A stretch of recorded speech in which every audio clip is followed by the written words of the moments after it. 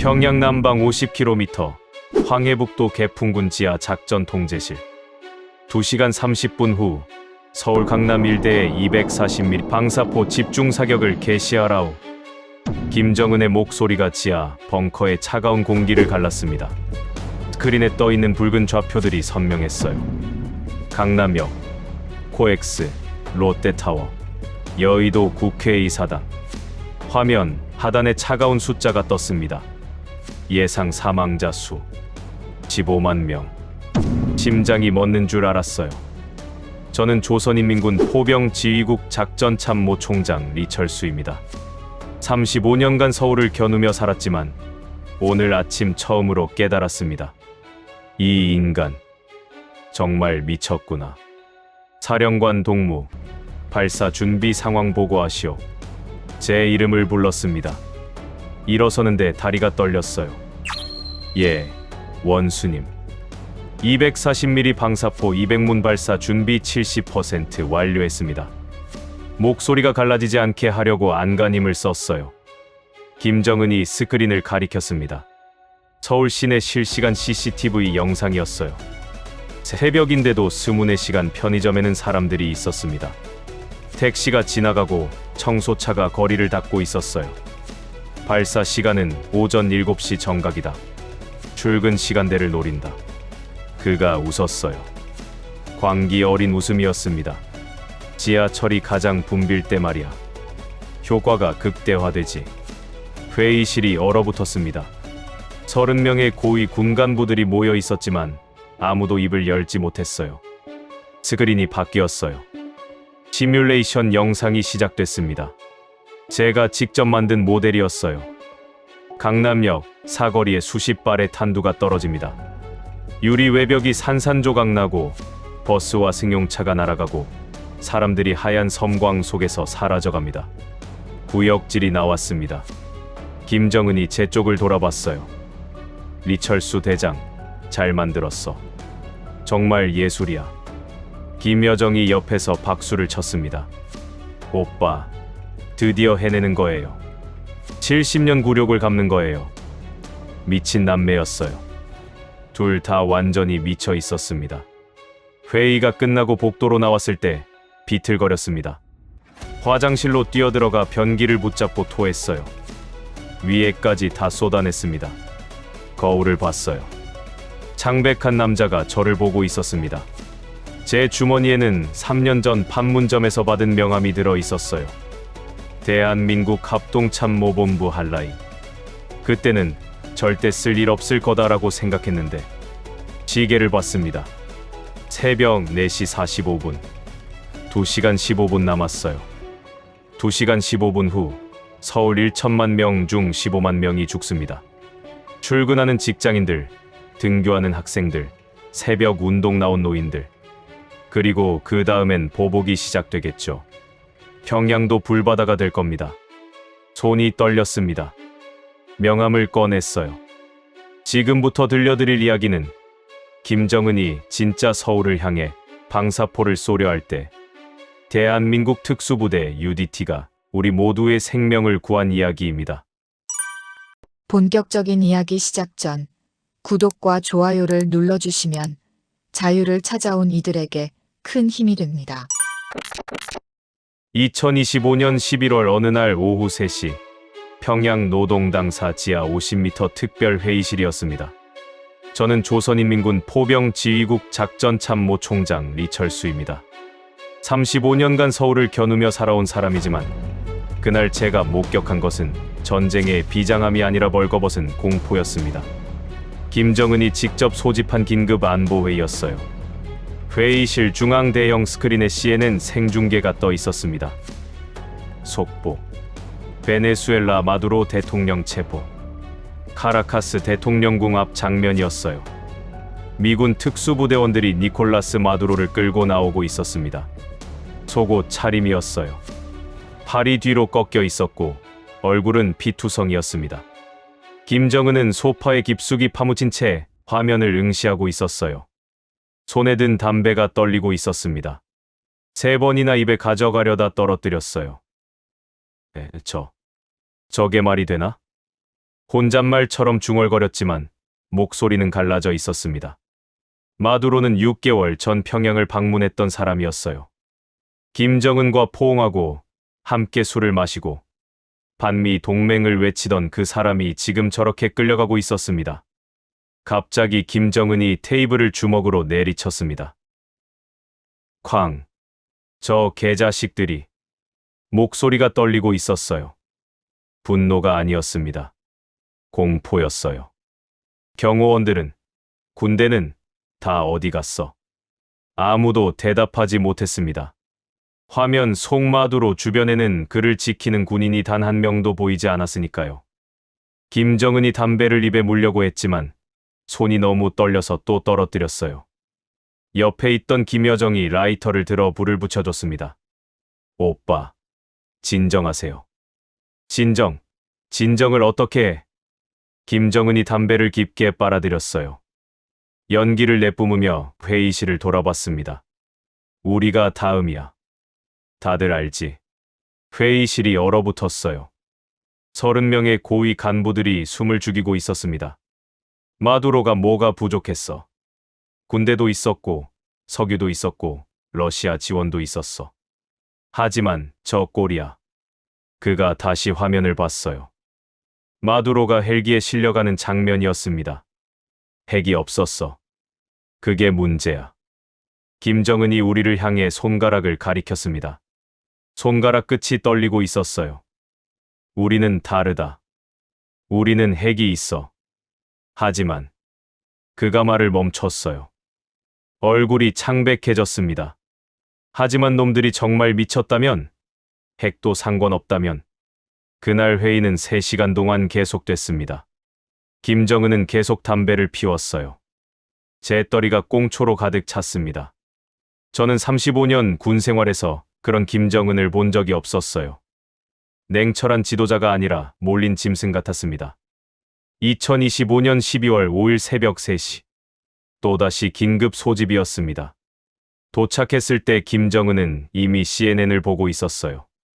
얼굴이 더 수척해져 있었고 눈 밑 다크서클이 턱까지 내려온 것 같았습니다. 이란 최고 지도자 하메네이 제거. 화면에서 테헤란 지하 벙커가 무너져 내리는 장면이 나왔습니다. 지하 50m 벙커가 단 한 발에 완전히 함몰됐다는 뉴스였어요. 김정은은 5분 동안 아무 말도 하지 않았어요. 그저 화면을 멍하니 바라보고 있었습니다. 그러다 갑자기 입술을 깨물기 시작했어요. 피가 배어 나올 정도였습니다. 갑자기 김정은이 리모컨을 집어 던졌어요. 쾅! 벽에 부딪혀 산산조각 났습니다. 지하 50m를 한 방에. 그가 소리쳤어요. 목소리가 갈라져 있었습니다. 우리 벙커는 몇 미터지? 50m입니다. 원수님. 보위부장이 떨리는 목소리로 대답했어요. 똑같잖아. 똑같다고. 김정은이 벌떡 일어나 벙커 안을 서성거렸습니다. 손톱을 물어뜯으며 중얼거렸어요. 나를 노린다. 미국 놈들이 나를 노리고 있어. 그의 목소리가 떨렸어요. 마두로, 하메네이. 다음은 나야. 분명히 나야. 김여정이 다가가 오빠 어깨에 손을 올렸습니다. 오빠, 우리는 다릅니다. 우리는 핵이 있잖아요. 핵. 김정은이 비웃었어요. 핵을 쏘면 우리도 죽어. 하지만 안 쏘면 나만 죽어. 그가 우리를 돌아봤습니다. 그 눈빛이 애처로울 정도로 절박했어요. 너희들은 모르지, 이 기분을. 언제 죽을지 모르는 이 기분을. 그날 이후 김정은은 완전히 변했습니다. 과거의 전략이 방어와 억제였다면 이제는 생존과 선제로 바뀌었어요. 12월 15일 당 중앙군사위원회 확대회의에서 김정은이 저를 직접 불렀습니다. 리철수 동지. 예, 원수님. 방어 계획 다 집어치워. 이제부터는 공격이야. 그의 손이 떨리고 있었어요. 선제 타격. 놈들이 움직이기 전에 우리가 먼저 서울을 날려버리는 거야. 원수님, 선제 타격은 전면전을 의미합니다. 전면전. 내가 죽게 생겼는데 전면전이 문제야? 그가 제 멱살을 잡았습니다. 술 냄새와 공포의 냄새가 확 풍겼어요. 내가 죽으면 다 끝이야.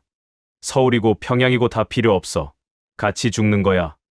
그 순간 저는 깨달았습니다. 이 사람은 더 이상 지도자가 아니었어요. 겁에 질린 인질범이었습니다. 자기 목숨을 부지하기 위해 2,500만 인민과 1천만 서울 시민을 방패로 삼으려는 비겁한 인질범.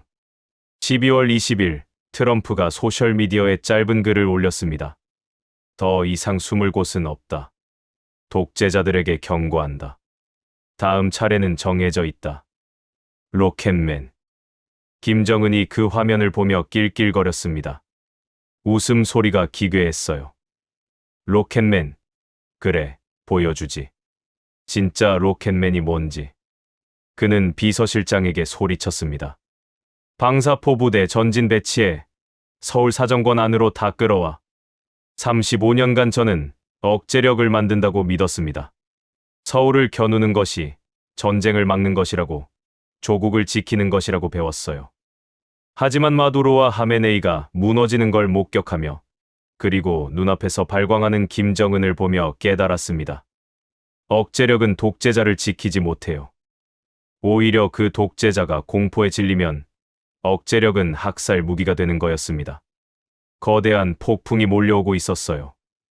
그리고 그 폭풍의 눈 한가운데 미쳐가는 독재자와 제 손에 쥐어진 200문의 방사포가 있었습니다.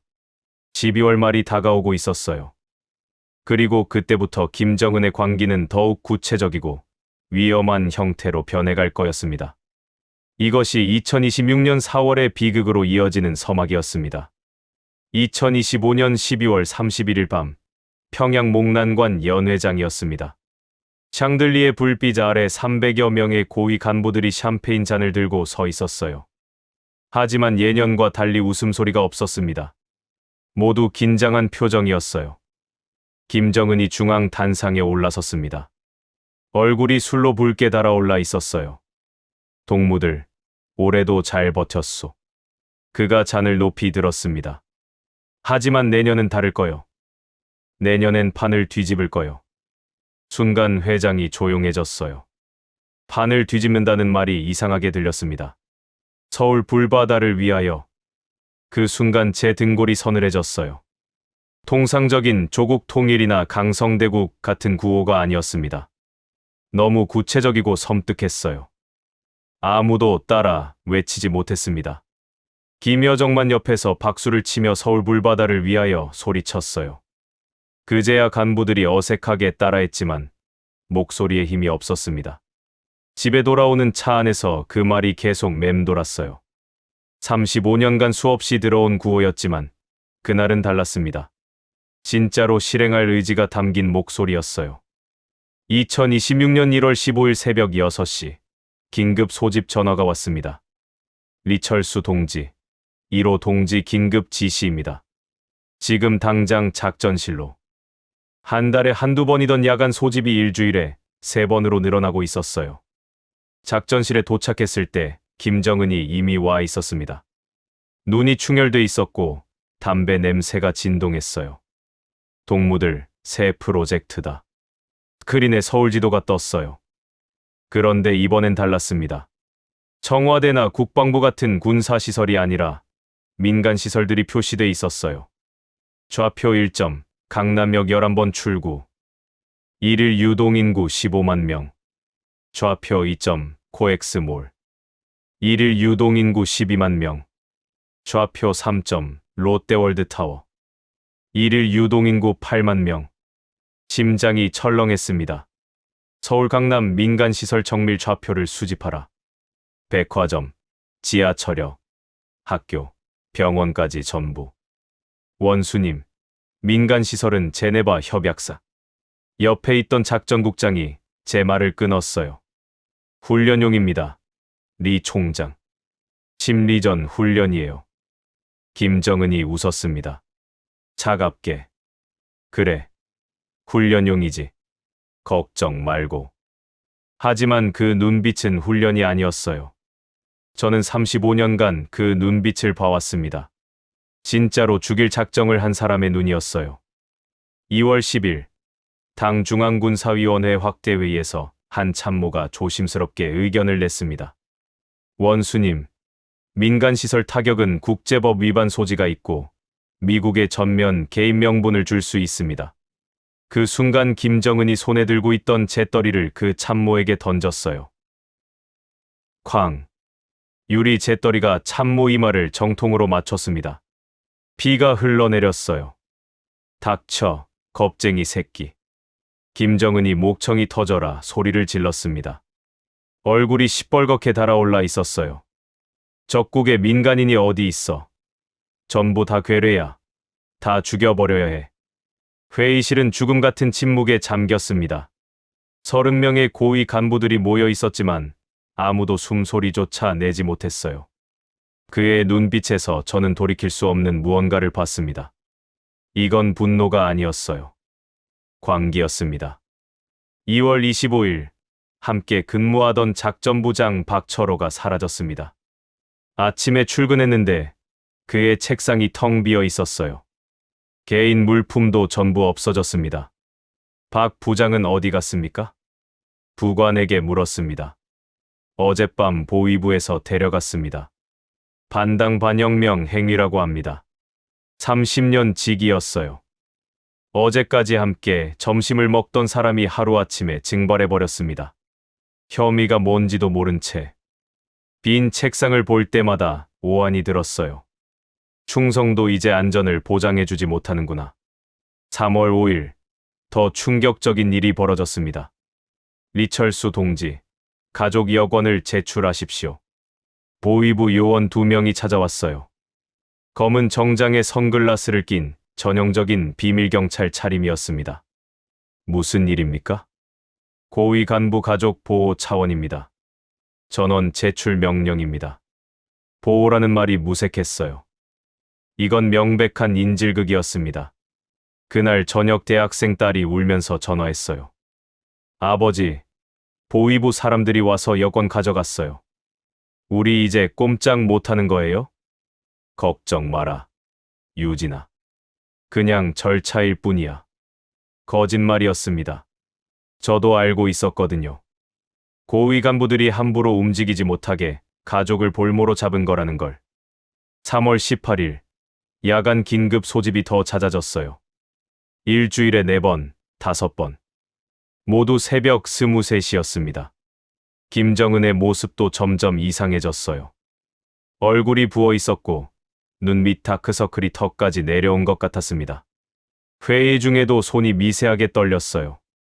놈들이 나를 노린다. 혼잣말처럼 중얼거렸어요.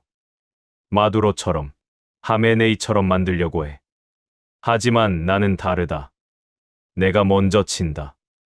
베네수엘라 마두로와 이란 하메네이 제거 소식이 그를 완전히 편집증 환자로 만들어버렸어요. 3월 25일, 김여정이 예고 없이 작전 회의실에 쳐들어왔습니다. 너희들 제대로 일하고 있는 거야? 문을 발로 차고 들어오더니 다짜고짜 소리를 질렀어요. 얼굴이 창백했고 눈빛이 날카로웠습니다. 오빠가 얼마나 고생하시는지 알아. 밤잠도 못 주무시고. 그녀는 책상 위 서류 뭉치를 집어 바닥에 내던졌어요. A사 용지가 눈처럼 흩날렸습니다. 미국 놈들이 암살부대 보냈다잖아. 그런데 너희는 대책 하나 제대로 못 세우고. 완전한 히스테리였어요. 권력 핵심부가 집단 편집증에 빠져들고 있었습니다. 3월 28일, 김정은이 72시간 동안 잠적했어요. 공식, 일정이 전부 취소됐습니다. 측근들도 어디 있는지 몰랐어요. 불안한 소문들이 돌기 시작했습니다. 원수님 건강에 이상 있는 거 아니야? 혹시 피신한 건가? 3월 31일 새벽 3시, 갑자기 긴급 소집 명령이 떨어졌어요. 김정은이 나타났습니다. 3일 사이에 더 수척해져 있었고 눈빛은 더욱 날카로웠어요. 동무들. 목소리가 낮고 차가웠습니다. 나는 결심했다. 회의실이 조용해졌어요. 더 이상 기다리지 않는다. 우리가 먼저 친다. 그 순간 알았어요. 이제 정말 돌이킬 수 없는 선을 넘는구나. 김정은의 눈빛에서 광기와 편집증이 뒤섞인 무언가를 봤습니다. 저건 더 이상 이성적 판단을 할 수 있는 사람이 아니었어요. 집에 돌아와 거울을 봤습니다. 제 얼굴도 수척해져 있었어요. 35년 군인의 얼굴이 아니라 도살장에 끌려가는 소 같았습니다. 이제 시간이 얼마 안 남았다. 그 예감은 틀리지 않았습니다. 2주 후 진짜 명령이 떨어질 테니까요. 4월 2일 오전 7시 출근하자마자 작전 상황판이 붉게 물들어 있는 것을 봤습니다. 이게 뭔가? 당직 사관에게 물었어요. 새벽 4시부로 전방 1군단, 2군단, 5군단 포병부대에 전진 배치 명령이 하달됐습니다. 심장이 쿵 내려앉았습니다. 240mm 방사포 200문을 DMZ 10km 지점까지 전진시킨다는 뜻이었어요. 서울 전역이 사정권에 들어가는 거리였습니다. 훈련입니까? 1호 동지 직접 명령입니다. 훈련이라는 말은 없었습니다. 더 이상 설마로 자위할 수 없었어요. 4월 3일 오후 신형탄두 시험 평가 보고서가 올라왔습니다. 열압력탄 위력 개수 150% 증가 확인. 도심 밀집 지역 타격 시 한 발당 평균 사상자 5,080명 예상. 열압력탄. 일명 진공폭탄. 터지면 주변 산소를 다 태워버리고 초고온 열폭풍으로 내장을 파열시키는 무기였습니다. 이걸 강남역에 쏘면 혼잣말을 하다가 입을 다물었어요. 상상만으로도 끔찍했습니다. 4월 5일부터 매일 실전 시뮬레이션이 시작됐어요. 지하 벙커 대형 스크린에 서울 위성 사진이 떴습니다. 이번엔 실제 좌표를 입력했어요. 발사 시뮬레이션 시작. 화면에서 붉은 점들이 서울을 뒤덮었어요. 폭발 반경이 겹치며 확산됐습니다. 14만 7천 명. 손이 떨렸어요. 완벽합니다. 리 총장. 옆에 있던 참모가 만족스럽게 말했어요. 저는 대답하지 못했습니다. 4월 8일 군수참모부에서 긴급 보고가 올라왔어요. 240mm 탄약 긴급 증산 명령. 목표 수량 5만 발. 24시간 풀가동 지시. 5만 발. 평시 생산량의 10배였습니다. 이게 무슨 수량입니까? 군수참모를 찾아가 물었어요. 리 총장. 이건 훈련용이 아닙니다. 그가 주위를 살피더니 작은 목소리로 말했어요. 실전 준비예요. 더 이상 묻지 마십시오. 다리에 힘이 풀렸어요. 4월 9일 포병 부대 내에서 흉흉한 소문이 돌기 시작했습니다. 점심시간 식당에서 병사들이 수군거리는 소리를 들었어요. 야, 이번엔 진짜래. 뭐가 진짜? 서울 공격. 진짜로 쏜다더라. 미국 놈들이 쳐들어온다며. 병사들의 눈에 공포가 서려 있었습니다. 이런 소문이 퍼진다는 건 상부에서 의도적으로 분위기를 조성하고 있다는 뜻이었어요. 4월 10일 저녁, 딸이 제 방에 들어왔습니다. 아버지, 고백할 게 있어요. 딸의 표정이 심각했어요. 저 VPN 써서 남조선 친구랑 온라인 게임 했었어요. 깜짝 놀랐습니다. 뭐라고? 너 미쳤냐? 그런데 아버지, 그 친구가 요즘 북한 분위기 어때? 전쟁 날 것 같던데. 너 괜찮니? 라고 물어봤어요. 딸이 울먹였어요. 적이라고 생각했는데 저를 걱정해줬어요. 우리가 쏘려는 사람들이 그런 사람들이에요. 저랑 게임하고 농담하던 평범한 애들이에요. 할 말을 잃었습니다. 35년간 적이라고 배운 사람들이 딸과 웃으며 게임하던 평범한 청년들이었다니. 4월 12일 외교가에서 충격적인 소식이 들려왔어요. 평양 주재 중국 대사가 오늘 아침 긴급 출국했습니다. 대사관 직원 가족들도 전부 철수했고요. 중국이 움직였다는 건 심각한 신호였습니다. 그들도 알고 있는 거예요. 김정은이 무슨 짓을 저지르려는지. 같은 날 오후 사이버 사령부에서 보고가 올라왔습니다. 서울 시내 주요 CCTV 500개 해킹 성공했습니다. 제 책상 모니터에 서울의 실시간 영상이 떴어요. 강남역 11번 출구였습니다. 비가 부슬부슬 내리고 있었어요. 우산을 쓴 사람들이 바쁘게 걸어가고 있었습니다. 연인들이 팔짱을 끼고 웃고 있었고 교복 입은 학생들이 떡볶이를 먹고 있었어요. 너무나 평화로웠습니다. 평화로워서 눈물이 날 것 같았어요. 이 사람들이 48시간 후면 모니터를 꺼버렸습니다. 더 이상 볼 수가 없었어요. 4월 13일 김정은이 또다시 잠적했습니다. 이번엔 24시간. 4월 14일 새벽 5시 전군 지휘관 비상 소집. 그는 군복 차림이었습니다. 얼굴은 부어 있었지만 눈빛만은 형형했어요. 동무들 결심했다. 짧은 한마디였지만 그 무게는 천근만근이었습니다. 내일 새벽 역사를 바꾼다. 모든 포병부대는 전투 준비 태세를 갖춰라. 시계를 봤어요. 새벽 5시 30분. 26시간 30분 후면 서울에 포탄이 떨어질 거였어요. 회의가 끝나고 집무실로 돌아와 의자에 털썩 주저앉았습니다. 책상 위 가족 사진을 봤어요. 손녀가 지난주 그려준 그림이 벽에 붙어 있었습니다. 우리 할아버지는 영웅. 영웅이 15만 명을 죽이나요? 서랍을 열었어요. 깊숙한 곳에 숨겨둔 낡은 명함을 꺼냈습니다. 3년 전 판문점에서 남측 장교가 건네준 명함. 대한민국 합동참모본부 작전본부. 혹시 도움이 필요하면 연락하십시오. 그때는 콧방귀를 뀌며 받았지만 버리지 않았어요. 왜 그랬을까요? 명함을 만지작거렸습니다. 종이가 땀에 젖어 눅눅해졌어요. 이걸 쓰면 반역이다. 하지만 쓰지 않으면 15만 명이 죽습니다. 어차피 미국의 보복으로 평양도 사라질 거고 제 가족도 살아남지 못할 겁니다. 선택해야 했어요. 학살자로 죽을 것인가 아니면 반역자가 되어서라도 사람을 살릴 것인가. 창밖을 봤습니다.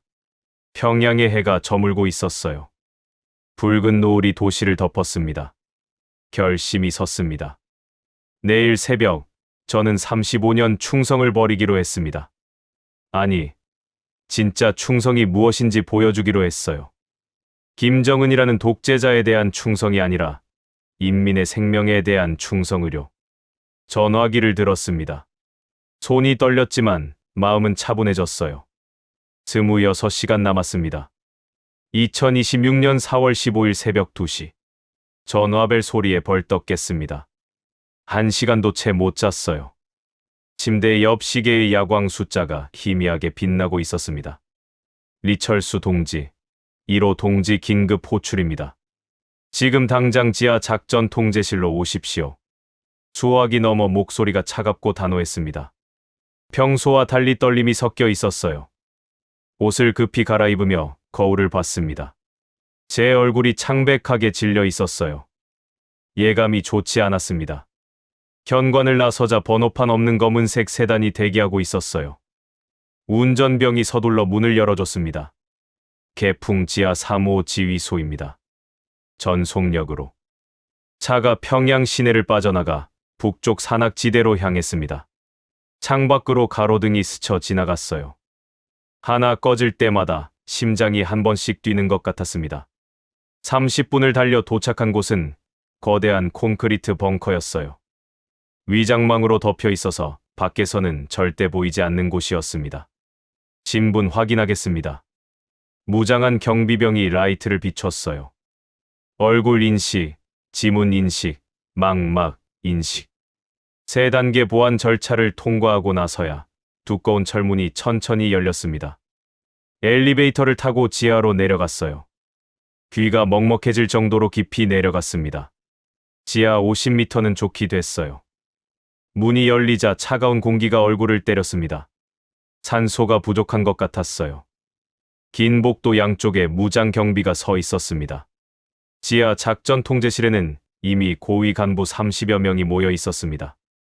군 총참모장, 인민무력부장, 정찰총국장, 보위부장. 모두 긴장한 표정이었어요. 평소 보던 여유로운 모습은 온데간데 없었습니다. 김여정이 먼저 와 있었어요. 검은 정장에 붉은 립스틱을 바른 그녀는 팔짱을 끼고 서 있었는데 눈빛이 날카롭게 빛났습니다. 새벽 2시 30분. 모두 기립이라는 차가운 목소리가 울렸어요. 김정은이 들어왔습니다. 평소와 완전히 달랐어요. 인민복이 아니라 검은 군복을 입고 있었습니다. 어깨에는 금빛 견장, 가슴에는 훈장들이 주렁주렁 달려 있었어요. 하지만 얼굴은 수척했고 눈은 충혈돼 있었습니다. 술 냄새가 진동했어요. 며칠을 제대로 씻지 못한 것 같았습니다. 착석. 모두 자리에 앉았습니다. 김정은이 상석에 앉으며 천천히 우리를 둘러봤어요. 하나하나 얼굴을 확인하는 것 같았습니다. 회의실은 죽음 같은 정적에 잠겼어요. 에어컨 소리만 웅웅거렸습니다. 동무들. 드디어 입을 열었어요. 목소리가 갈라져 있었습니다. 오늘이 그날이다. 그 한마디에 회의실 공기가 얼어붙었습니다. 70년을 기다렸다. 미제와 괴뢰들의 모욕을, 제재를, 굴욕을 참아왔지만 더 이상은 안 된다. 김여정이 노트북을 열었어요. 대형 스크린에 붉은 글씨가 떠올랐습니다. 작전명. 천벌. 하늘의 벌이라니. 등골이 서늘해졌어요. 우리가 먼저 친다. 놈들이 움직이기 전에 서울을 불바다로 만든다. 스크린이 바뀌었어요. 서울 위성지도가 떴습니다. 12개의 붉은 점들이 차례로 찍히기 시작했어요. 타격 목표 1점, 강남역 반경 5km. 타격 목표 2점, 여의도 국회의사당. 타격 목표 3점, 용산 대통령실. 타격 목표 4점, 광화문 광장. 숨이 턱 막혔습니다. 이건 군사시설 타격이 아니었어요. 민간인 학살이었습니다. 240mm 방사포 200문 동시 사격이다. 김정은이 소리쳤습니다. 집임이 튀었어요. 1시간 30분 내에 서울을 완전히 마비시킨다. 작전국장이 떨리는 목소리로 보고했습니다. 원수님, 예상 피해 규모는 얼마나 되나? 1차 공격 시 민간인 포함 약 15만 명 사상 예상됩니다. 15만 명. 그 숫자가 스크린에 떴을 때 속이 울렁거렸어요. 저건 숫자가 아니었습니다. 출근하는 직장인들, 학교 가는 학생들, 평범한 사람들이었어요. 좋아. 아주 좋아. 김정은이 웃었습니다. 광기 어린 웃음이었어요. 발사 시간은 오전 7시 정각이다. 오전 7시. 출근 시간대였습니다. 지하철에 사람들이 가장 많을 시간이었어요. 출근길을 지옥길로 만들어주는 거야. 효과를 극대화하는 거지. 그가 낄낄거렸습니다. 완전한 미치광이었어요. 시뮬레이션 보여줘. 기술 장교가 키보드를 두드렸어요. 제가 3개월 전 만든 3D 시뮬레이션이 재생됐습니다. 화면에서 강남역 사거리에 첫 번째 탄두가 떨어졌어요. 하얀 섬광이 터지고 건물 유리창이 산산조각 났습니다. 버스가 뒤집히고 승용차들이 공중으로 날아갔어요. 사람들이 피를 흘리며 쓰러지는 모습. 지하철 입구로 도망치려던 사람들 위로 두 번째 탄두가 떨어지는 장면. 롯데타워 유리 외벽이 폭발로 떨어져 내렸어요. 수십 층 높이에서 유리 파편이 비처럼 쏟아졌습니다. 토할 것 같았습니다. 제가 만든 모델이 이렇게 끔찍할 줄은 몰랐어요. 멋지지 않나? 예술이야, 예술. 김정은이 박수를 쳤습니다. 김여정도 따라 박수를 쳤어요. 한 참모가 용기를 내어 손을 들었습니다. 원수님, 국제사회의 반발과 미국의 보복 공격이 우려됩니다. 쾅. 김정은이 테이블을 주먹으로 내리쳤습니다. 물잔이 넘어져 물이 서류 위로 쏟아졌어요. 닥쳐, 겁쟁이 새끼. 그가 재떨이를 집어 던졌습니다. 쨍그랑. 유리 조각이 사방으로 튀었어요. 참모의 이마에서 피가 흘러내렸습니다. 지금 나한테 훈계하는 거야? 우린 핵이 있어. 놈들이 보복하면 핵을 쏘면 돼. 완전한 광기였습니다. 핵을 쏘면 우리도 죽는다는 걸 모르는 걸까요? 발사 명령서 가져와. 부관이 붉은 가죽 파일을 가져왔습니다. 김정은이 붉은 펜을 꺼내 서명하기 시작했어요. 사각사각. 펜 끝이 종이를 긁는 소리만 회의실에 울렸어요. 그 소리가 15만 명의 사형 선고문을 쓰는 것 같았습니다. 리철수 상장. 갑자기 제 이름을 불렀습니다. 심장이 멎는 줄 알았어요. 예, 원수님. 벌떡 일어났습니다. 자니가 직접 지휘한다. 35년 경험의 집대성이야. 한 발도 빗나가면 안 돼. 명심하겠습니다. 목소리가 떨리지 않게 하려고 안간힘을 썼어요. 좋다. 2시간 30분 뒤에 보자고. 그때는 서울이 불바다가 되어 있을 거야. 김정은이 일어섰습니다. 간부들도 하나둘 자리에서 일어났어요. 다들 다리가 풀린 것 같았습니다. 회의가 끝났습니다. 새벽 4시 30분. 복도로 나오며 시계를 봤어요. 2시간 30분 남았습니다. 2시간 30분 후 서울 1천만 명 중 15만 명이 죽습니다. 그리고 그 다음엔 미국의 보복으로 평양도 사라지겠죠. 주머니 속에서 뭔가 딱딱한 게 만져졌어요. 3년 전 판문점에서 받은 명함이었습니다. 지금이다. 지금 아니면 늦는다. 회의실을 나와 비틀거리며 화장실로 뛰어들어갔습니다. 우웩. 변기를 붙잡고 토했어요. 저녁에 먹은 음식이 다 나왔습니다. 위에까지 쏟아냈어요. 35년 군 생활에서 처음 겪는 구토였습니다. 몸이 거부하고 있었어요. 15만 명을 죽인다는 사실을. 세면대에서 찬물로 세수를 했습니다. 거울 속 제 얼굴이 창백했어요. 눈은 충혈되어 있었고 입술은 파랗게 질려 있었습니다. 나는 지금 학살자가 되려 하고 있다. 거울 속 자신에게 말했습니다.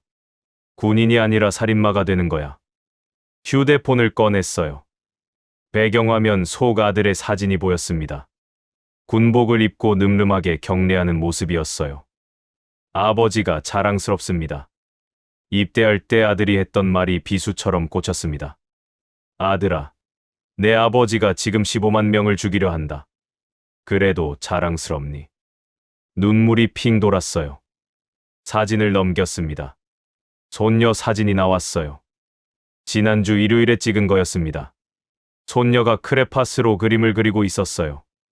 할아버지, 이거 봐요. 할아버지 그렸어요. 군복 입은 사람 옆에 영웅이라고 삐뚤빼뚤하게 쓰여 있었죠. 영웅. 손녀는 저를 영웅이라고 생각합니다. 하지만 2시간 후 제가 하려는 일이 영웅의 일인가요? 학살자의 일 아닌가요?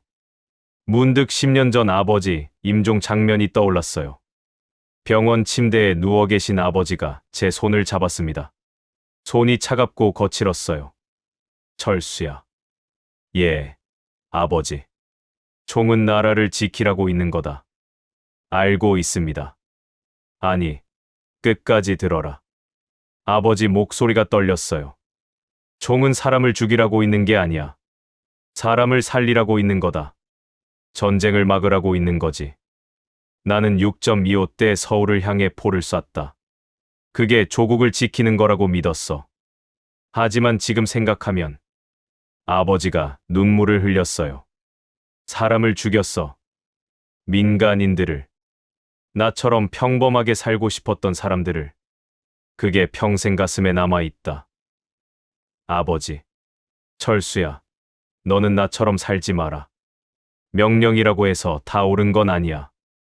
양심을 잃으면 군인도 아니고 사람도 아니다. 그게 아버지의 마지막 말씀이었어요. 변기 뚜껑을 내리고 앉았습니다. 머리를 감싸 쥐고 생각했어요. 조국이 뭐지? 35년간 조국을 지킨다고 믿었어요. 하지만 조국이 김정은 한 사람인가요? 아니면 평양 거리의 인민들인가요? 창문 틈으로 바깥을 내다봤어요. 평양의 새벽이 밝아오고 있었습니다. 멀리서 출근 준비를 하는 시민들의 모습이 보였어요. 자전거를 타고 가는 사람, 짐을 나르는 사람, 학교 가는 아이들. 저들도 죽는다. 혼잣말했습니다. 내가 서울을 쏘면 미국이 보복할 거야. 그럼 저 평범한 사람들도 다 죽어. 서울 시민 15만 명뿐만이 아니었어요. 평양 시민 200만 명, 그리고 제 가족까지. 모두가 죽음의 위기에 처해 있었습니다. 답은 명확했습니다. 조국은 인민이었어요. 내 가족, 내 이웃, 그리고 서울의 평범한 사람들까지 포함해서. 김정은을 위해 인민을 희생시키는 건 충성이 아니었습니다. 그건 반역이었어요. 진짜 조국에 대한 반역. 주머니 송명함을 꺼냈습니다. 대한민국 합동참모본부 작전본부. 3년 전 판문점에서 남측 장교가 건네준 명함. 땀에 젖어 눅눅해져 있었지만 번호는 선명했습니다. 손이 떨렸어요. 이 번호를 누르면 나는 배신자가 된다. 북한에서의 모든 지위, 명예, 그리고 어쩌면 목숨까지 잃게 될 거였습니다. 하지만 누르지 않으면 15만 명이 죽습니다. 그리고 200만 명이 죽습니다. 화장실 칸막이 안으로 들어갔습니다. 문을 잠갔어요. 여기가 유일한 감시 카메라 사각지대였습니다. 아버지. 나직하게 불렀습니다. 저, 옳은 일을 하려는 겁니다. 지켜봐 주세요. 화장실 칸막이 안에서 떨리는 손으로 번호를 눌렀습니다. 82점. 대한민국 국가번호. 35년 만에 처음 누르는 번호였어요. 뚜뚜 신호음이 갔습니다. 그 짧은 신호음이 영원처럼 느껴졌어요. 대한민국 합동참모본부 상황실입니다. 낯선 목소리가 들렸습니다. 나만 억양이었어요. 심장이 쿵 내려앉았습니다. 저는 조선인민군 포병지휘국 작전참모총장 리철수입니다. 목소리가 떨렸습니다. 제 말이 화장실 벽에 울렸어요. 긴 침묵이 흘렀습니다. 1초, 2초, 3초. 지금 장난치시는 겁니까? 상대방의 목소리가 날카로워졌습니다. 장난 아닙니다. 1시간 30분 후 서울 강남에 방사포 공격이 있을 겁니다. 소리를 억눌렀어요. 밖에서 누가 들을까봐. 240mm 방사포 200문이 지금 서울을 겨누고 있어요. 15만 명이 죽습니다. 신원을 증명하십시오. 당연한 요구였지만 답답했습니다. 시간이 촉박했으니까요. 제 군번은 91.10583. 3년 전 판문점 군사회담 때 당신네 박 준장에게서 명함을 받았습니다. 뒷면에 비상시 연락 바람이라고 적혀 있었소. 키보드 두드리는 소리가 들렸어요. 황해북도 개풍군 북위 37.9도, 동경 126.7도, 240mm 자주방사포 200문 배치. 작전명 천벌. 김정은이 1시간 전 직접 서명했습니다. 확인 중입니다. 계속 말씀하십시오. 타격 좌표는 강남역, 여의도 국회의사당, 용산 대통령실, 광화문 광장. 발사 시간은 오전 7시 정각. 출근 시간대를 노린 겁니다. 수화기 너머에서 웅성거리는 소리가 들렸어요. 잠시만 기다리십시오. 전화가 보류됐습니다. 클래식 음악이 흘러나왔어요. 그 평화로운 선율이 오히려 더 비현실적으로 느껴졌습니다. 시계를 봤어요. 5시 38분. 1시간 22분 남았습니다. 화장실 문 밖에서 발소리가 들렸어요. 숨을 죽였습니다. 누군가 들어와서 용변을 보고 나갔어요. 3분이 지났습니다. 다시 전화가 연결됐어요. 리철수 총장. 이번엔 중후한 목소리였습니다. 나는 대한민국 합동참모의장이다. 숨이 턱 막혔습니다. 당신이 제공한 좌표를 위성으로 확인했다.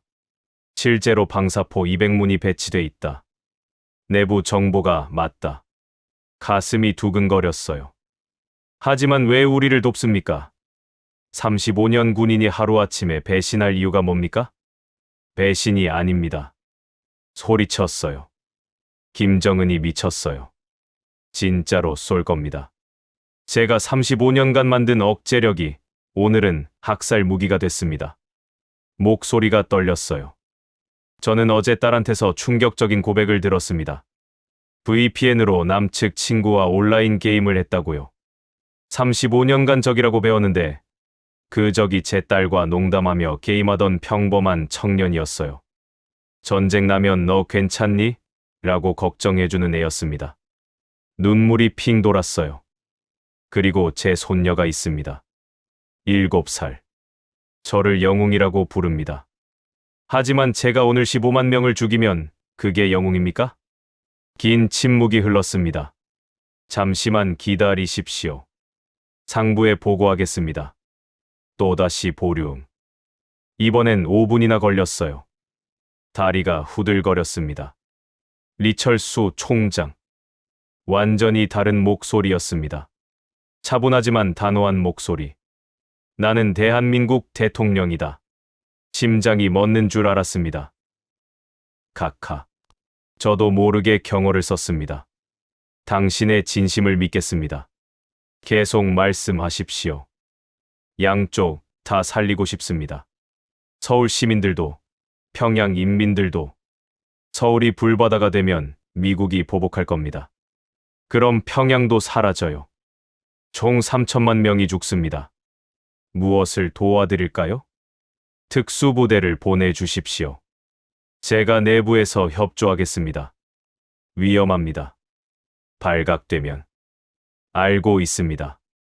하지만 안 하면 3천만 명이 죽어요. 제 목숨 하나로 구할 수 있다면 기꺼이 바치겠습니다. 리철수 총장. 대통령의 목소리가 따뜻해졌습니다. 당신은 오늘 영웅이 됩니다. 작전명, 통일의 새벽. 우리 최정예 특수부대를 투입하겠습니다. 가슴이 뜨거워졌어요. 30분 후 암호화 채널로 다시 연락하겠습니다. 살아남으십시오. 당신과 가족을 반드시 구출하겠습니다. 전화가 끊어졌습니다. 휴대폰을 주머니에 넣었어요. 손이 떨렸지만 마음은 차분해졌습니다. 35년 충성이 끝나는 순간이었어요. 하지만 진짜 충성이 시작되는 순간이기도 했습니다. 거울을 봤어요. 창백했던 얼굴에 묘한 결기가 서려 있었습니다. 화장실을 나와 복도를 걸었어요. 1시간 15분 남았습니다. 7장. 새벽 6시 40분. 개풍군 탄약고 앞 복도였습니다. 저는 보위부 요원과 함께 최종 점검이라는 핑계로 이동하고 있었어요. 시계를 보니 발사까지 20분이 채 남지 않았습니다. 손에 땀이 배어 있었어요. 그때였습니다. 퍽. 제 옆에 있던 보위부 요원이 소리도 없이 쓰러졌습니다.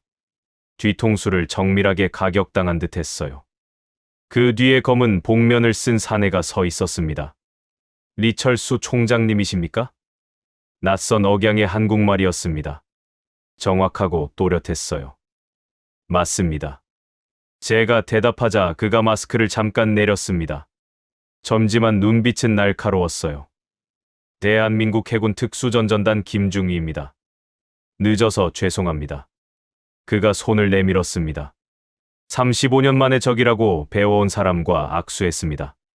그런데 그 손은 믿기 힘들 만큼 뜨겁고 단단했어요. 35년 군인인 제 손보다 이 젊은 장교의 손이 더 전투적이라는 생각이 들 정도였습니다. 반갑습니다. 그리고 고맙습니다. 총장님. 고마워해야 할 사람은 저입니다. 그 사이 뒤에서 또 다른 요원들이 몸을 붙여 움직이고 있었어요. 탄약고 전자잠금을 단번에 해제하더니 한 명은 경계를, 다른 한 명은 이미 시사 폭약을 꺼내 설치를 시작했습니다. 움직임의 일말의 망설임도 없었어요. 마치 수백 번 연습한 것처럼 정확하고 신속했습니다. 타이머 15분 설정. 이동 완료입니다. 무전이 조용히 울렸습니다. 시동도 설치 완료. 출입구 붕괴 방향으로 조절했습니다. 그때 순찰을 돌던 북한군 장교 1명과 병사 3명이 모퉁이를 돌아 나타났습니다. 거기 누구냐? 정지. 장교가 소총을 들어 올리려는 찰나였습니다. 김중희 옆 요원 2명이 순식간에 튀어나갔어요. 눈으로 쫓기 힘들 정도의 속도였습니다. 그들은 장교와 병사들의 총구를 손으로 쳐내고 동시에 목과 명치를 정확히 가격했어요. 단 2초. 아무 소리도 없이 북한군 넷이 바닥에 쓰러졌습니다. 살인이 아니었어요. 정확히 급소를 타격해 기절시킨 거였습니다. 충격이었습니다. 쓰러진 우리 병사들은 영양실조로 비쩍 말라 있었는데 그들을 제압한 UDT 요원들의 팔뚝은 우리 병사의 허벅지보다 굵어 보였어요. 이건 싸움이 안 된다. 등골이 서늘해졌습니다.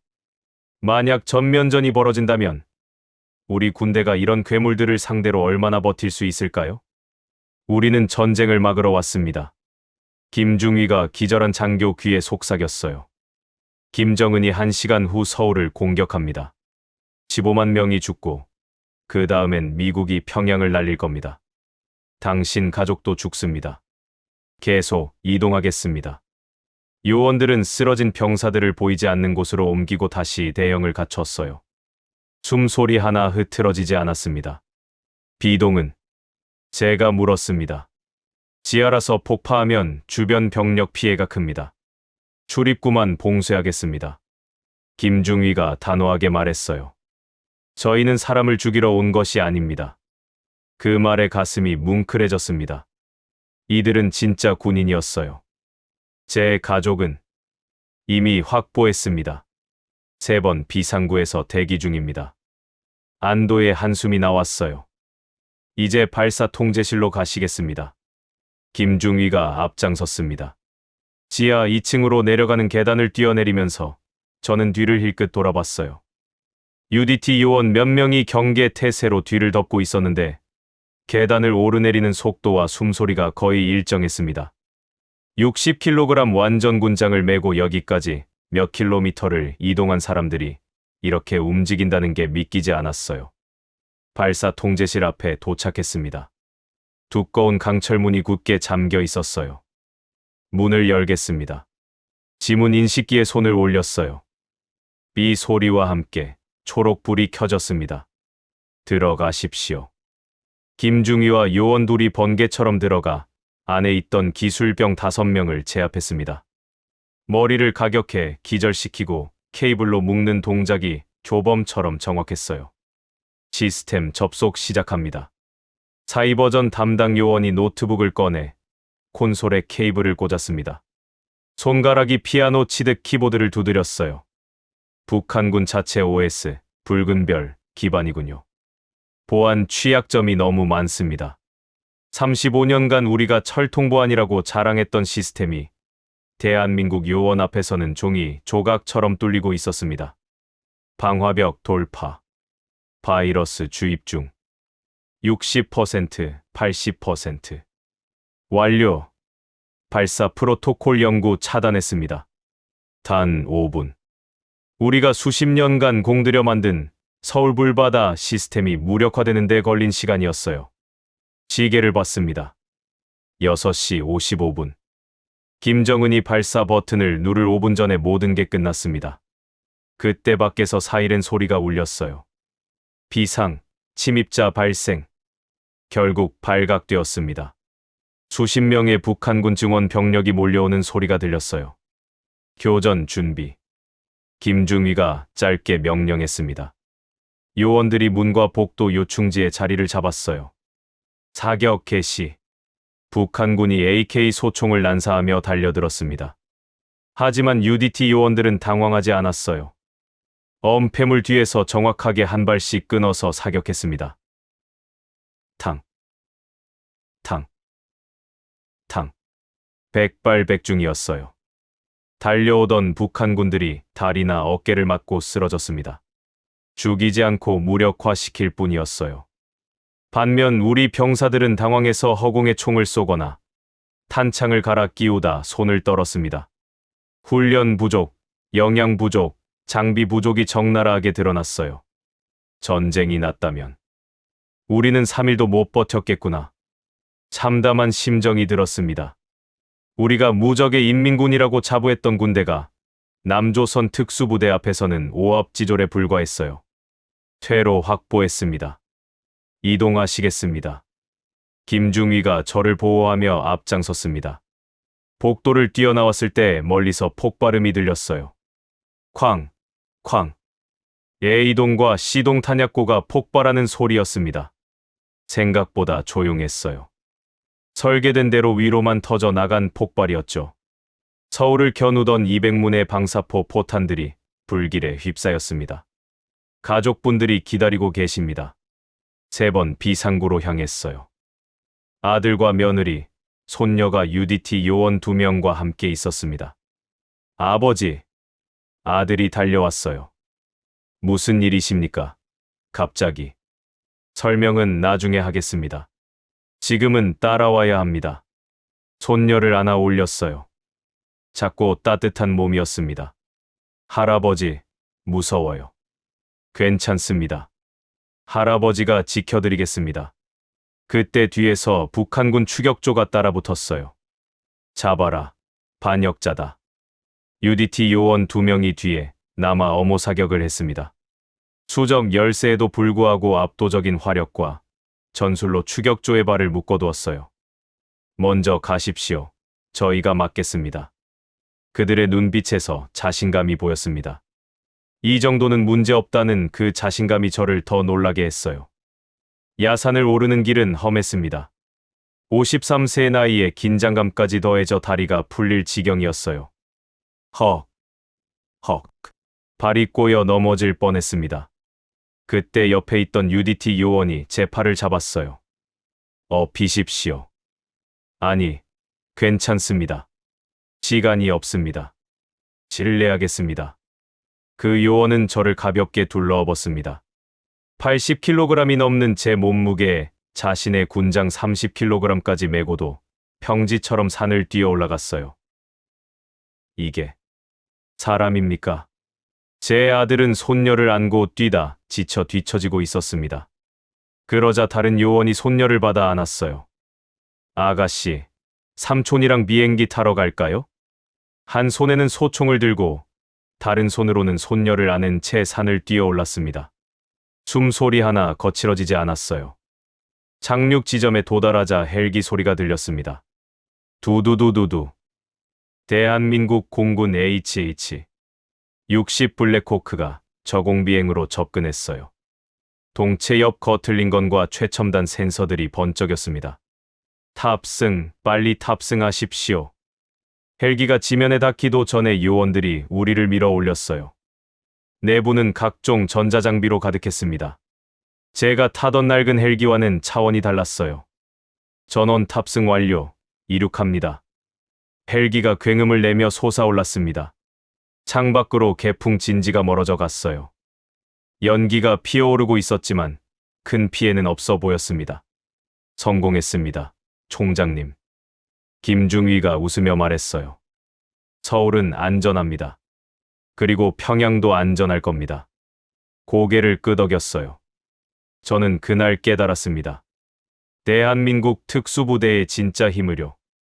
그들은 강했지만 잔인하지 않았어요. 정확했지만 무자비하지 않았습니다. 적을 죽이는 게 아니라 사람을 살리는 군인들이었어요. 만약 전쟁이 났다면 우리는 패배했을 겁니다. 하지만 그게 나쁜 일만은 아닐지도 모르겠습니다. 3천만 명이 살았습니다.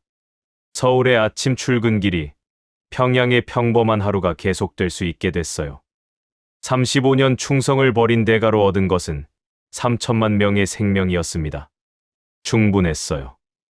군사분계선 통과 1분 전입니다. 조종사가 외쳤습니다. 창밖으로 DMZ의 울창한 숲과 녹슨 철책이 보였어요. 35년간 망원경으로만 바라보며 겨눴던 그 선이 발 아래 펼쳐져 있었습니다. 손녀를 더 꼭 안았어요. 작은 몸이 떨리고 있었습니다. 할아버지, 무서워요. 괜찮습니다. 이제 안전해요. 그때 헬기 양옆으로 2대의 전투기가 나타났습니다. KF 16편대 호위 비행 시작합니다. 김중위가 말했어요. 창밖으로 보이는 전투기는 믿을 수 없을 만큼 세련됐습니다. 매끈한 동체, 날개 아래 달린 최신 미사일들, 조종석 캐노피가 아침 햇빛에 반짝였어요. 우리가 자랑하던 낡은 미그기와는 차원이 달랐습니다. 대한민국 공군이군요. 아들이 넋을 잃고 중얼거렸습니다. 손녀가 창문에 얼굴을 바짝 붙였어요. 할아버지, 저 비행기 정말 멋있어요. KF 16 조종사가 날개를 좌우로 흔들며 인사했습니다. 환영의 의미였어요. 가슴이 뜨거워졌습니다. 그때 갑자기 레이더 경고음이 울렸습니다. 북한 미그 29 2대 추격 중, 거리 3km. 김중위가 긴장한 표정으로 무전기를 잡았어요. 독수리, 적기 접근 중. 요격 지원 요청합니다. 이미 대응 중입니다. 차분하고 자신감 넘치는 목소리가 들렸습니다. 그 순간 창밖으로 2대의 거대한 전투기가 음속으로 날아왔어요. F 15K 슬램 이글입니다. 아들이 감탄사를 터뜨렸습니다. F 15K는 우리 헬기를 스쳐 지나가며 북한 미그기를 향해 날아갔어요. 크기부터 압도적이었습니다. 미그기가 장난감처럼 작아 보였어요. 북한 항공기, 즉시 회항하라. 이것이 마지막 경고다. F 15K 조종사의 목소리가 무전에 울렸습니다.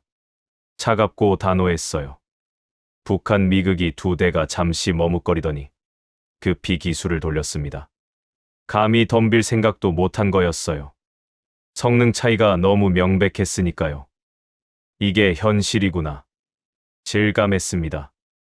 우리가 무적의 공군이라고 자랑했던 미그기들이 대한민국 공군 앞에서는 상대가 되지 않았어요. 07시 03분, 군사분계선 통과. 조종사가 선언했습니다. 대한민국 영공 진입 완료. 그 순간 35년 인생이 뇌리를 스쳤습니다. 이 선을 넘으면 반역자가 되는 줄 알았어요. 하지만 지금 제 가슴은 그 어느 때보다 따뜻했습니다. 헬기는 남쪽으로 계속 날아갔습니다. 창밖 풍경이 극명하게 달라지기 시작했어요. 북한의 어두운 산과 황량한 들판이 아니었습니다. 초록빛 논밭, 깔끔하게 포장된 8차선 고속도로, 불빛이 환한 신도시들이 보였어요. 새벽인데도 도로에는 수많은 차들이 질서정연하게 달리고 있었습니다. 저게 다 진짜입니까? 며느리가 믿기지 않는다는 표정으로 물었어요. 진짜입니다. 저곳이 대한민국입니다. 김중위가 자랑스럽게 대답했습니다. 멀리 고층 빌딩 숲이 보였어요. 수십 층짜리 아파트들이 끝없이 늘어서 있었고 그 사이사이로 네온사인과 LED, 전광판들이 반짝였습니다.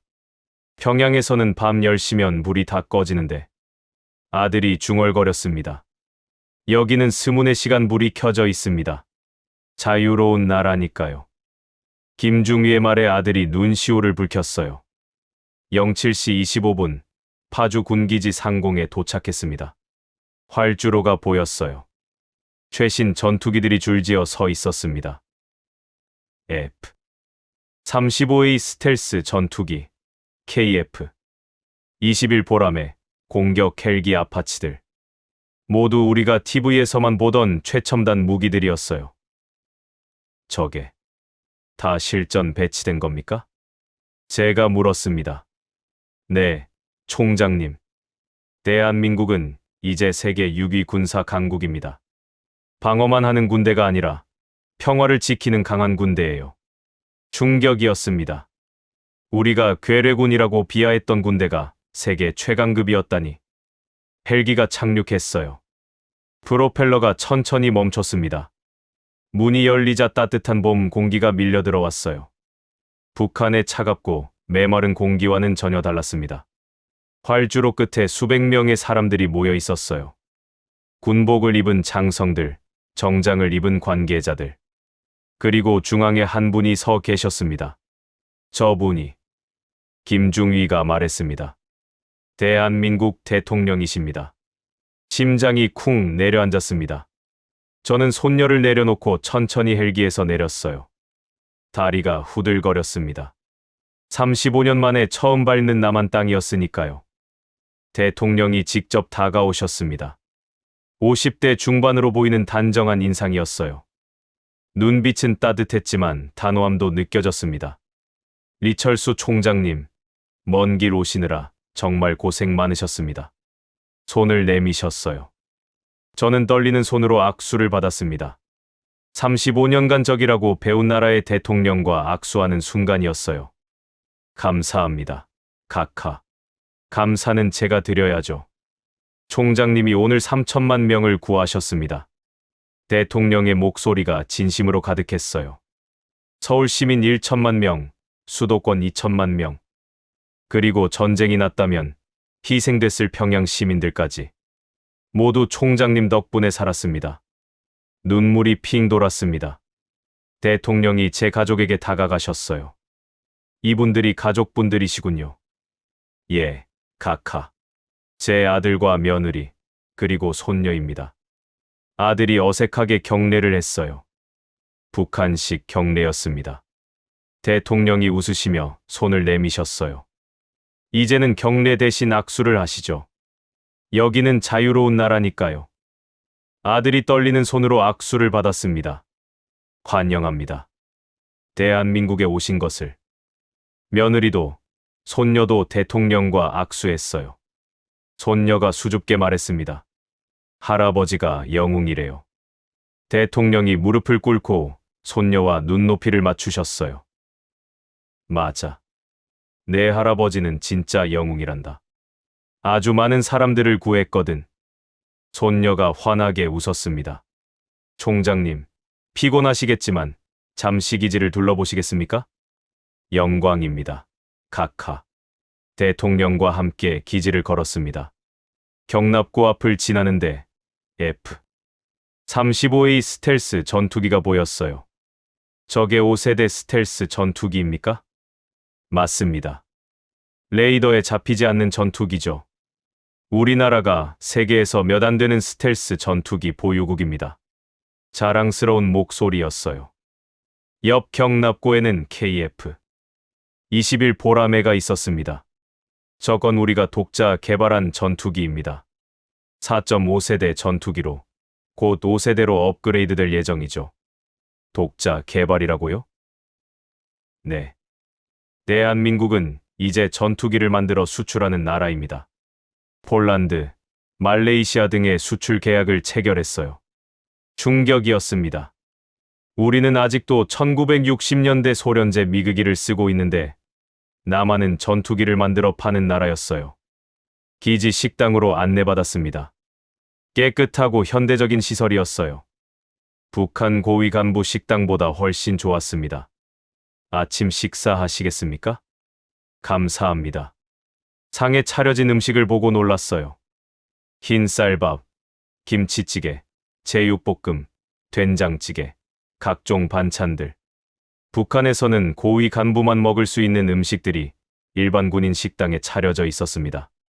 이게 군인 식사입니까? 네. 우리 군인들은 하루 3끼 이렇게 먹습니다. 영양사가 따로 있어서 균형 잡힌 식단을 제공하고 있어요. 김중위가 대답했어요. 손녀가 제육볶음을 한 입 먹더니 눈을 크게 떴습니다. 할아버지, 이거 진짜 맛있어요. 그래, 많이 드세요. 가족들이 식사하는 모습을 보며 눈물이 났어요. 언제 마지막으로 이렇게 배불리 먹었던가요? 식사 후 대통령 집무실로 안내받았습니다. 기지 안 VIP 건물이었어요. 총장님, 솔직히 궁금합니다. 오늘 우리 특수부대를 직접 보셨는데 어떠셨습니까? 대통령이 진지하게 물으셨어요. 충격적이었습니다. 각하. 솔직하게 말했어요. 저는 35년 군인으로 살았지만 오늘 같은 군인들은 처음 봤습니다. 체력, 장비, 훈련 수준, 모든 면에서 압도적이었어요. 과찬이십니다. 아닙니다. 사실입니다. 만약 전쟁이 났다면 북한은 일주일도 버티지 못했을 겁니다. 대통령이 고개를 끄덕이셨어요. 우리 군은 강합니다. 하지만 우리는 이 힘을 침략에 쓰지 않습니다. 오직 평화를 지키는 데만 씁니다. 창밖으로 대한민국 국군 장병들이 훈련하는 모습이 보였습니다. 자주포가 이동하고 헬기가 뜨고 내리는 모습이 질서정연하고 강력해 보였어요. 총장님, 대통령이 제 손을 잡으셨어요. 이제 당신은 어느 한쪽의 장성이 아닙니다. 이 땅 전체를 살린 사람입니다. 남과 북 3천만 명 모두를 구한 진짜 영웅이세요. 지키고 싶습니다. 무엇을 말입니까? 이 땅을, 그리고 저 아이가 살아갈 자유로운 내일을 지키고 싶습니다. 제가 35년간 했던 실수를 갚으며 살겠습니다. 대통령이 미소 지으셨어요. 함께 지킵시다. 평화로운 한반도를. 창밖으로 동쪽 하늘이 완전히 밝아오고 있었습니다. 붉은 태양이 지평선 위로 떠오르며 활주로를 황금빛으로 물들였어요. 35년간 믿어온 선을 넘었습니다. 군사분계선이라는 물리적 선뿐만 아니라 제 마음속에 그어진 모든 선을 넘어섰어요. 이제 더 이상 전쟁도, 복수도, 증오도 필요 없었습니다. 그저 평범한 아침이 계속될 수 있다는 것. 서울에서도, 평양에서도, 이 땅 어디에서든 사람들이 웃으며 하루를 시작할 수 있다는 것. 그것이 진짜 조국이었고, 그것을 지키는 것이 진짜 충성이었습니다. 처음으로 죄책감 없이 가벼운 마음으로 하늘을 올려다볼 수 있었어요. 대한민국의 하늘은 눈부시게 파랗고 자유로웠습니다. 창밖으로 대한민국 국군 장병들이 훈련하는 모습이 보였습니다. 자주포가 이동하고 헬기가 뜨고 내리는 모습이 질서정연하고 강력해 보였어요. 총장님, 대통령이 제 손을 잡으셨어요. 이제 당신은 어느 한쪽의 장성이 아닙니다.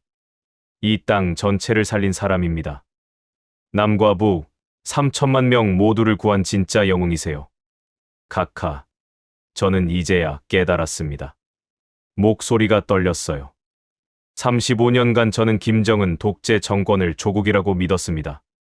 하지만 그것은 거대한 착각이었어요. 김정은은 조국이 아니었습니다. 그는 2,500만 인민을 인질로 잡고 자신의 목숨만 부지하려는 비겁한 독재자였어요. 대통령이 조용히 제 말을 들어주셨습니다.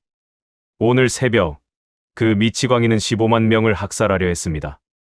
아무 죄 없는 서울 시민들을 말입니다. 출근 시간대를 노려서요. 그것도 조국 통일이라는 거짓 명분으로 주먹을 꽉 쥐었습니다. 그게 어떻게 조국을 위한 일입니까?